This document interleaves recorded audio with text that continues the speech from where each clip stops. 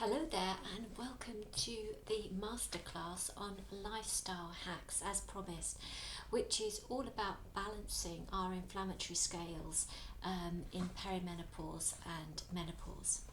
So you may have seen on various posts that I've put out there is that inflammation and menopause, the two are very much connected. So an inflammation is considered the trigger but not the root cause of most age-related disease. So low inflammation is the biggest predictor for our longevity. So there's a new term that's buzzing around called chronic low-grade inflammation, which develops with age and contributes to age-related disease. And it does appear within our menopause transition. Yet by the time we've got to perimenopause or our perimenopause years, we've probably already got low-grade inflammation in our bodies. So let me explain more. So the higher the baseline inflammation, the worse our menopause symptoms, our perimenopause symptoms are likely to be. And it's no surprises that baseline inflammation is induced by stress, our lifestyle, and social isolation. And isolation too, that loneliness that we feel in menopause, can be a biggie, and notwithstanding the potential effects and impact of going through a pandemic too. So stress actually steals something called pregnenolone and produces cortisol over our sex hormones. So produces additional cortisol over our sex hormones. So if cortisol and adrenaline levels are elevated, then we can cue inflammation in our bodies, which can affect our midlife immunity, our sleep, our weight, our mood, our blood pressure, amongst other things. You get it. So lowering our inflammation in midlife is really key for our aging, our cognitive health, and our quality of life. So remembering too that estrogen is an anti-inflammatory. So when it drops, low-grade inflammation can be elevated and take our menopause symptoms to a higher level. So inflammation affects our depletion in estrogen. Those inflammatory factors are going to deplete our estrogen levels. So for a healthy life in menopause, what we want to do is to be able to suppress that inflammation to maintain our physical and mental health and create a higher quality of life. So I guess the million-dollar question is, how do we address this inflammation in our bodies? How do we lower the inflammation? So essentially it's a holistic picture. Yes, if we're able to, there's no contraindications, we can absolutely put estrogen, aka HRT, into our system. That if we want to, and obviously if we're able to, we may want to consider a natural menopause, and I'll come on to that. So HRT is not a panacea, it's only one piece of the jigsaw puzzle. So, but what can we do to restore and reset in midlife, which is effectively all about rebalancing our ANS, our autonomic nervous system? So we can adopt behavioural strategies that aim to activate that parasympathetic nervous system, so our rest and digest mode, which is then cue the lifestyle hacks.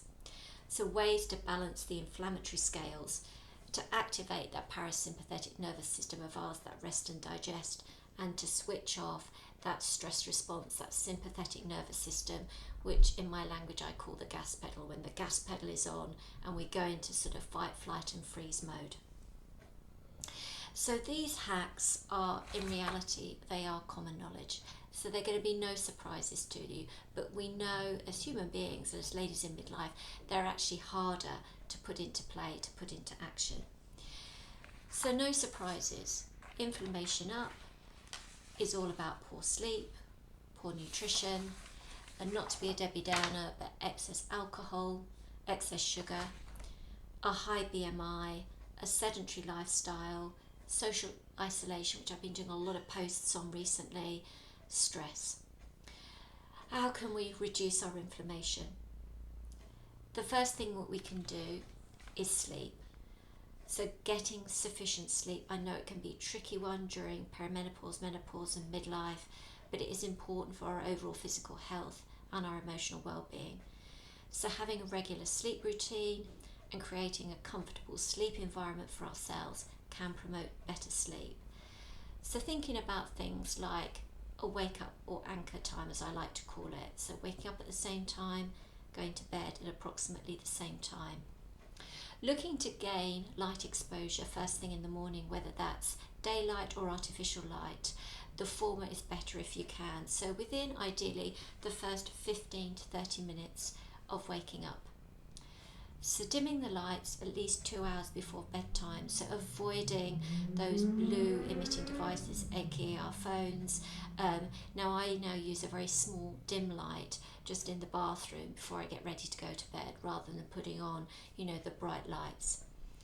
And avoid turning on bright lights between 10 p.m. and 4 a.m. as it will repress your production of melatonin. Have a bedtime routine. Wind down at least 30 minutes before you go to sleep. A warm bath or shower before bed. Ensure the bedroom is cool. Our body needs to stay cool by about 1 to 2 degrees Celsius to go to sleep. A darkish room, as light again will suppress our melatonin production. A quiet and uncluttered space too. So think about sleep, think about your sleep. An active lifestyle. So movement. I'm going to use the word movement rather than regular exercise. So movement can reduce our menopause symptoms, which includes the hot flushes, the mood changes and the sleep disturbances. So we're talking sort of regular weight-bearing exercise, strength-based exercise, walking and stretching. Yoga is good for this too, as is Qigong, which I started up recently. So it's going to help with muscle aches and pains as well as looking after our bone health. A balanced diet, so on to the nutrition. So I'm not a nutritionist, so I'm just going to talk a little bit about this space and move on. So we're talking the omega fatty acids, we're talking the probiotics, the prebiotics, the antioxidants and the polyphenols. So eat a well-balanced diet, including plenty of fruit, vegetables, whole grains, protein and healthy fats can help to minimize symptoms such as hot flushes, mood changes and weight gain. Not to be underestimated, being out in nature. So research suggests that getting outside improves our sleep, our immune function, our self-confidence, our well-being in midlife too. And it does produce good feel-good endorphins, helping to ground ourselves, provides an injection of vitamin D. And again, as I mentioned earlier, if we can get out within the first hour of waking up, that's beneficial too. We can get those steps in. So I took up Nordic walking just about a year ago. Great for movement, exercise and connection to the community too. On to connection. We know it's so important during perimenopause, menopause to be connected, not only out in nature, but with others too. So otherwise, we can find ourselves in that sort of what they call languishing during menopause, when we can feel quite isolated.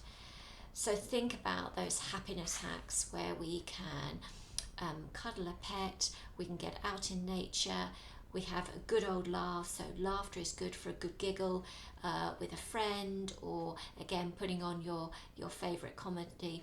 All those things that don't cost a lot, which can really play to those happiness chemicals of our endorphins, serotonin, dopamine, to get us out and to get us connected to others, with us out in nature.